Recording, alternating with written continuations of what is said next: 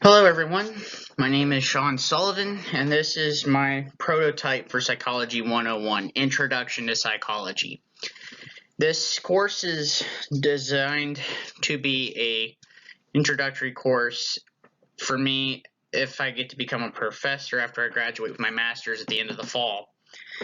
And so what I'm trying to do is design a course that will of course be engaging, but also kind of bring back the teaching of the philosophical roots in the history of psychology before getting into what most people consider the meat and potatoes of psychology, which is your psychotherapists, psychoanalysts, and the mental disorders and the different specific facets of studies within psychology. So here's how the course layout will look. So, philosophy. Psychology is deeply rooted in philosophy, so there will be a heavier focus on philosophy when it comes to the history of this discipline, as well as how the philosophy is tied into the different psychotherapists and psychoanalysts we'll cover. For example, Viktor Frankl. Frankl is not really covered in a lot of introductory psych courses, at least not in the course that I took, and so Frankl is heavily influenced by existentialism, and with his book Man's Search for Meaning, he kind of goes into that and so that's kind of what I mean by looking at how philosophy is rooted into that. And then we're going to look into the different roles that psychologists play in the broad whole of psychology, as well as within the different specific specialties such as personality psychology, social psychology, depth psychology, developmental psychology, and so on and so forth. So there's two main texts that we're going to be using in this course, but I'm not asking you to buy a book.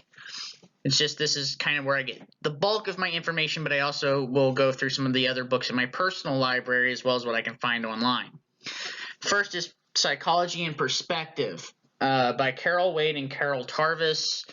It's just a general Psych 101 textbook, but it will be helpful just to kind of guide you into kind of where we're going, what kind of territory we're going to step into. And of course, Morton Hunt's Story of Psychology, the updated revised edition. And that just kind of guides you along the different the philosophy roots of it, and then goes into the different psychoanalysts. And so what I'm also proposing is 3 projects to be done during the semester. The first one's a critical thinking exercise, because as a psychologist you want to be able to think critically, and so the best way to do that is to have students basically write an essay where you formulate a position or an argument, let's say. And then what I want you to do is assume your argument is bad.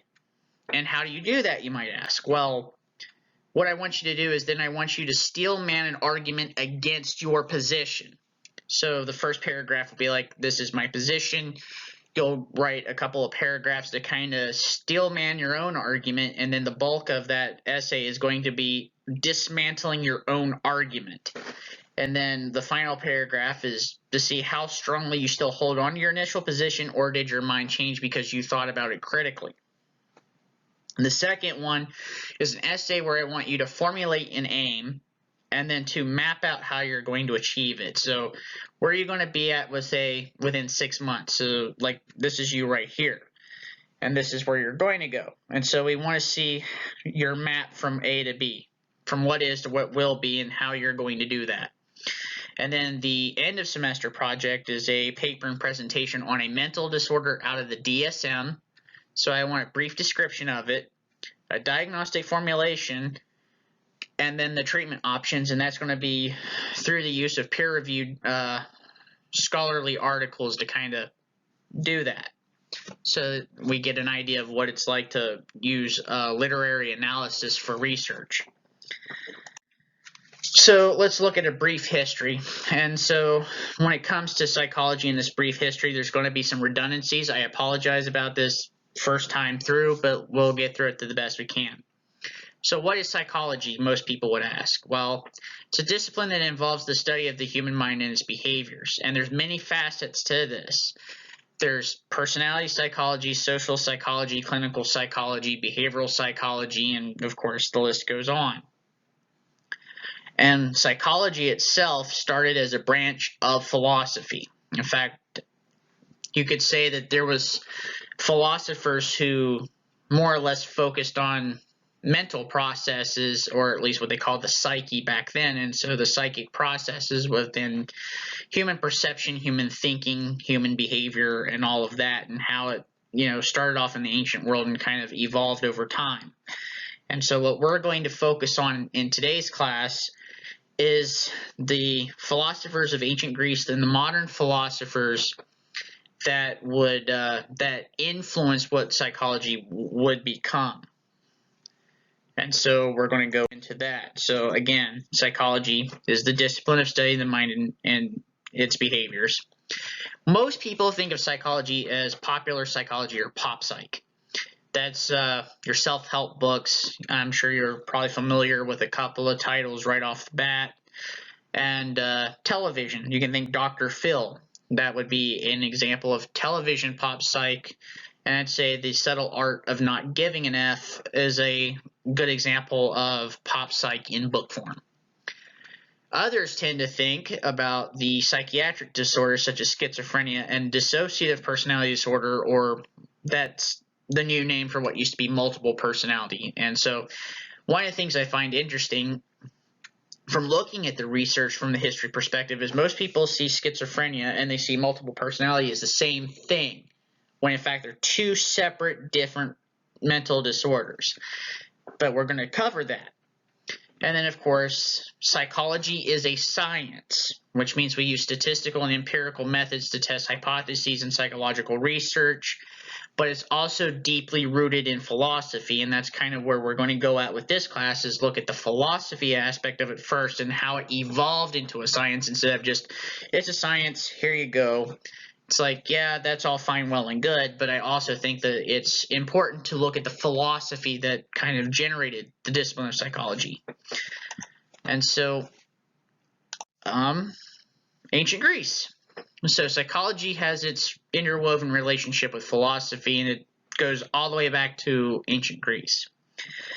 And it starts off with Hippocrates, the father of medicine. If you've taken biology, if you've taken anatomy and physiology, then you've heard of Hippocrates and how he tried to separate superstition from medicine, which means it's not demons, it's not the gods, it's not supernatural causes for any malady of the physical or the mental processes, but he was actually looking for natural explanations for these things to occur. And so his theory was of the humors, that's blood, phlegm, black and yellow bile.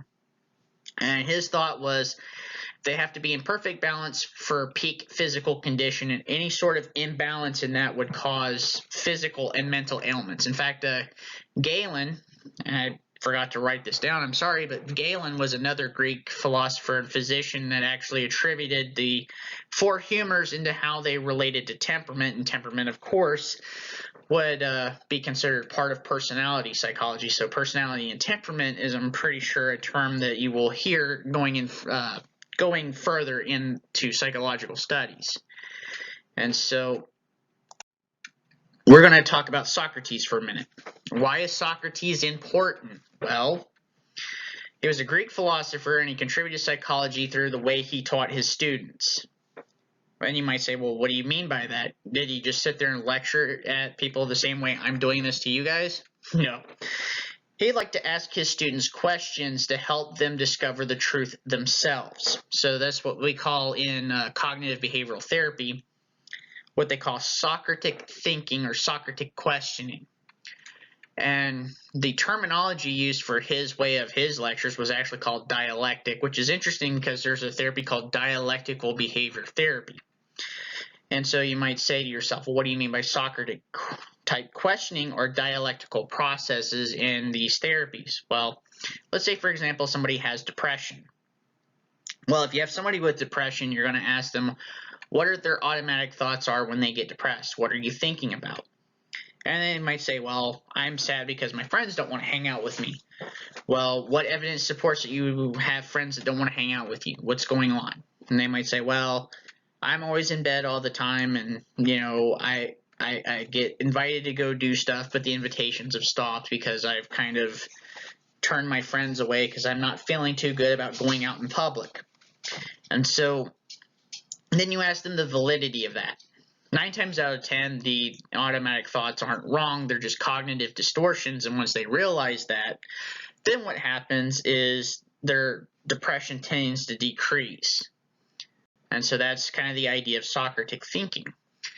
And one of the other things I thought was pretty fascinating about Socrates is he had this thing called a daemon, or that's what he called his conscience.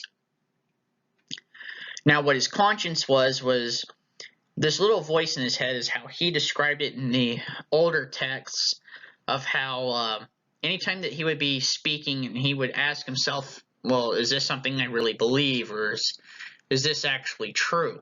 And so he would start asking himself these questions and looking at it honestly and kind of go from that. And that's my phone. I'm sorry about that. And so because of this, Socrates was accused of impiety, which was the practice of not worshiping the gods of the state that he lived in, and he lived in Athens at the time. He was also accused of corrupting the minds of the youth. And he was given opportunity by one of his students to flee Athens before he would go on trial. And consulting his conscience, or what he called his daemon, he thought, no, if I flee, then all that does is prove I'm guilty. I will go to my trial, face my accusers, and I will see what happens and answer truthfully, and the best outcome that could occur would be the best possible outcome of all outcomes. Of course, he drank poison and died per his sentence of death. Okay. Aristotle.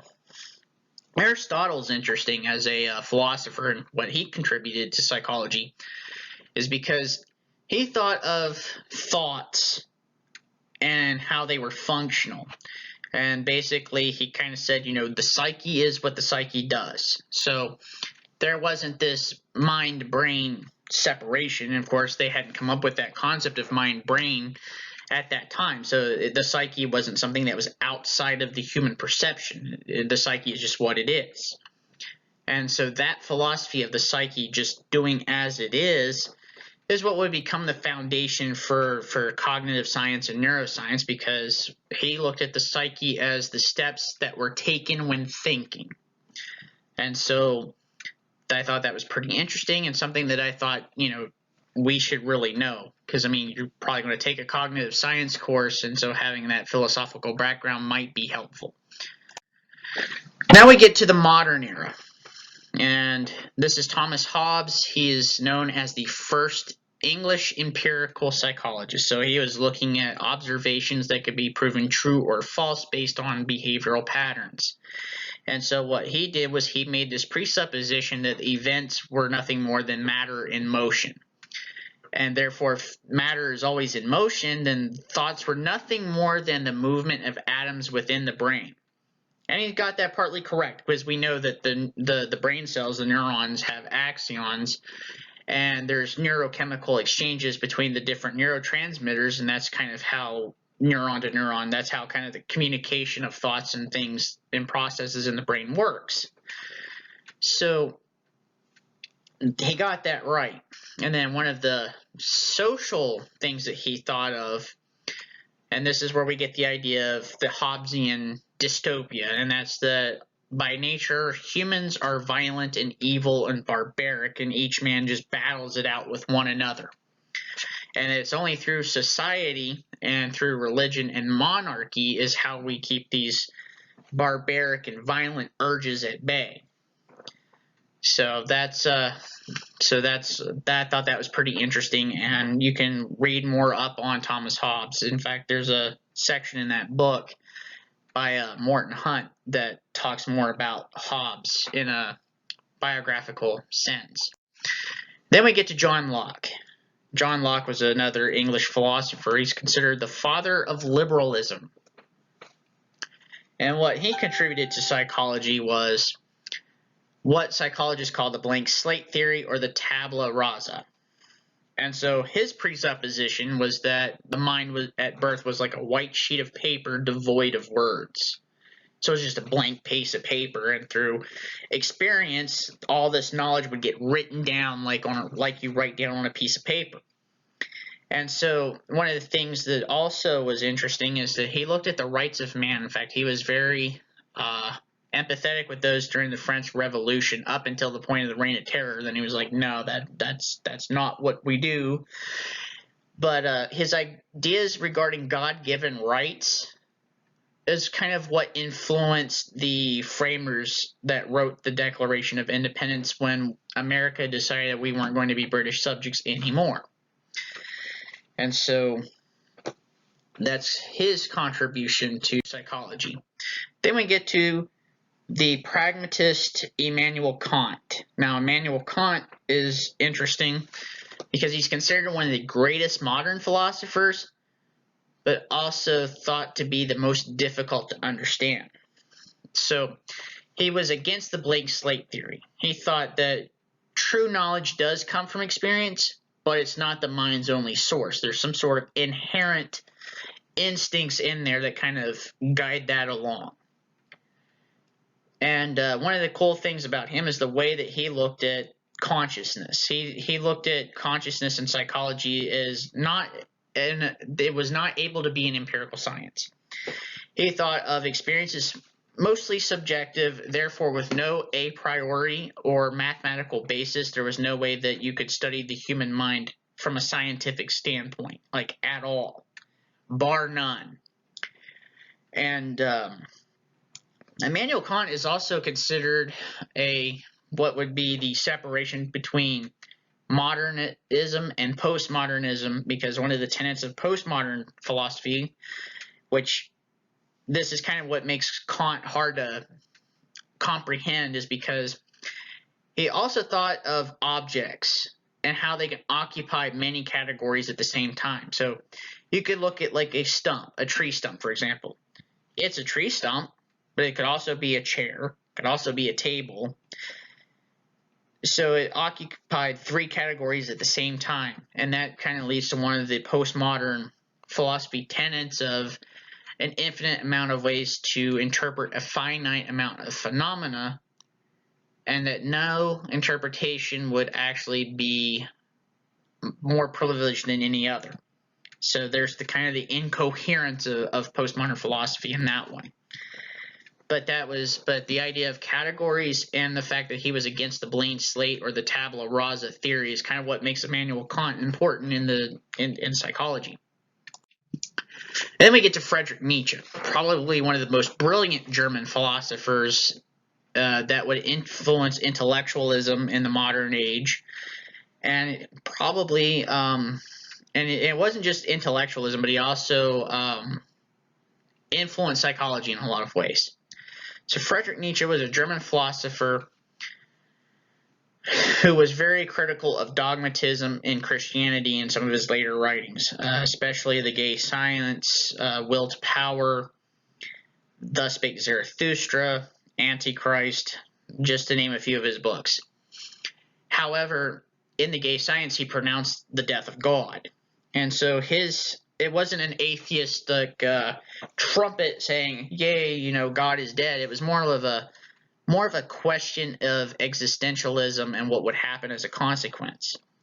And so what he presupposed was that there would be a loss of universal perspective on things with the death of God, and therefore any value distinctions or any sort of valuation at all would dissolve. And so he thought then that one of two things would have to happen. Either one, human beings and men would have to create their own values. So human beings would have to create their own values. Or second of all, there would be this passive nihilism that would tend to impermeate humankind. And so because of that, he kind of was very critical on the dogmatism of the Catholic Church, because the Catholic Church invested all this time in investigating the world scientifically, and therefore that led him to the phrase that God is dead and the blood is on our hands, and it will take us, I forget if it was like 1,000 years or 2,000. It was a long period of time that it would take us to wash the blood from our hands. And his worry about nihilism as a result of the death of God is why he thought of Dostoevsky, the Russian author, as probably one of the greatest psychologists that he'd ever read. In fact, he was quoted saying that Dostoevsky was the only psychologist I have anything to learn from. And so, if you're going to be interested in, say, Nietzsche's philosophies, I would highly recommend reading The Genealogy of Morals, Beyond Good and Evil, and Thus Spake Zarathustra. I think are three very important books to read by Nietzsche. And we'll discuss Nietzsche more at length when we get into the psychotherapists. Now, Fyodor Dostoevsky was a Russian author and philosopher, and he explored human psychology through the characters that he wrote. He would explore it in the atmospheres of the spiritual, social, and political conflicts that were going on at the time. And because of this, literary critics, most have called him one of the greatest psychologists of all time. And you might say, well, why would an author who predominantly wrote fiction be considered one of the greatest psychologists of all time? And it's like, well, there's two books you should read. First one is Crime and Punishment. The second one is The Brothers Karamazov. So, and the reason why is nihilism and spirituality are the two central themes of these two different books. So Crime and Punishment is a book about a ex-law student by the name of Rashnikov. He's a young man who stopped going to school to study law. He lives in relative poverty. He is very devoted to his mother and sister, but for the most part, he's generally disliked by most of the other characters in the book. So what he does is he devises a plan to kill this corrupt old lady who's a pawnbroker, who takes very expensive items from people but pays very little in the value of them. So he's like, okay, I'm just going to kill this lady. And to him it's a game because he's nihilistic and nothing matters, so he can just kill this lady and get away with it. Well, Rashnikov before the murder and Rashnikov after the murder are not the same person. He starts to become paranoid and panic and frantic about the blood on his hands, and Dostoevsky writes about this, and so that's kind of has that metaphorical sense about the blood on the hands. But he was suspected of the murder all along by the main protagonist, the inspector. And so Rashnikov is caught, sentenced, exiled to Siberia, and during his exile he goes through this psychological and spiritual rebirth. Now, The Brothers Karamazov is an interesting book as well because not only does it explore nihilism in the brother, I believe it's Ivan Karamazov's a atheist and socialist, and he kind of picks this argument with the monk that's in charge of the Orthodox Church that the youngest brother, Alyosha, is an initiate of. Now, Alyosha is not like his father or his two brothers because, like his mother, he believes in God, believes in good, and so he goes to join the church. Dmitri is what's called a sensualist or a hedonist. That's kind of another way that nihilism tends to manifest itself, is because if nothing matters, you can do whatever you want. And so Dmitri loves the drink, he loves the women, and he loves spending money with reckless abandon. Sorry, I needed some water. And so what you have is you have the father of the convent, I can't think of his name right offhand, but he basically tells Alyosha that he can't stay within the convent. He needs to go out in the world because the convent and the church isn't, the monk's life is not for him.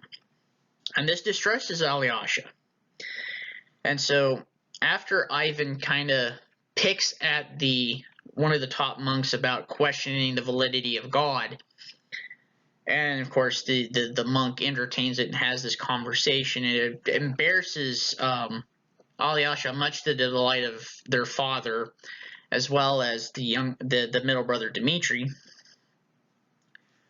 Comes to find out that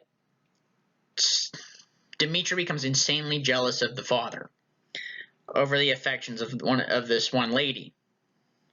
And so it's thought that Dmitri kills his father, and he ends up getting, convicted of the crime, and he goes to prison for it.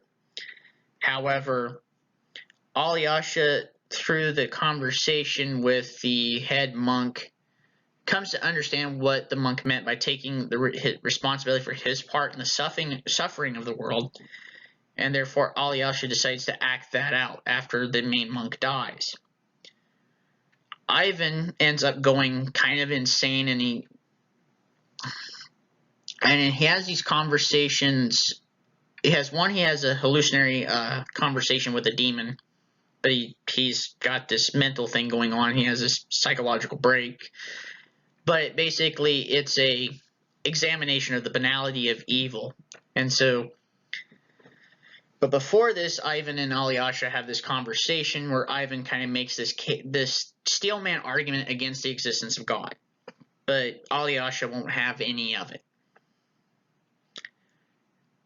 And so you kind of see how Alyosha is the examination of the spiritual side. Dmitri is the exploration of the hedonistic tendencies of nihilism. And Ivan is this example of the arrogance that comes from nihilism as well. And so they're really good books. I highly recommend reading them. And Dostoevsky is brilliant in his analysis. One of the main things that people criticize Dostoevsky for is that he over-psychologicalizes his characters.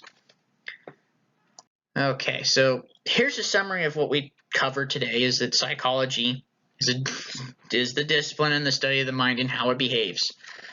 Super redundant, but it's kind of like one of those important things that you need to know. Many people think of popular or pop psychology, which includes self-help books and television shows. That's something that most people tend to think of. Psychology is a very broad discipline, but there are many different facets of specialization. And we're going to cover some of those. And psychology is deeply rooted in philosophy, and it has its beginnings in the ancient world in Greece, but it's evolved over time. And this, of course, this course will work to strengthen the relationship between philosophy behind psychology and the empirical science that psychology has become. So it's kind of like a marriage between the two schools of thoughts of philosophy and empiricism. And so next week, what I hope to cover is the proto-psychologists, that's like William Wundt and all of them, and then start to introduce the psychotherapists and psychoanalysts that are extremely important. This is, Sigmund Freud, Carl Jung, Viktor Frankl, and Carl Rogers and all of them. So this is the references that I pulled the information from, and I hope that we'll see you week 2, and I hope you enjoyed what I put together for you. Thank you, and you guys have a wonderful day.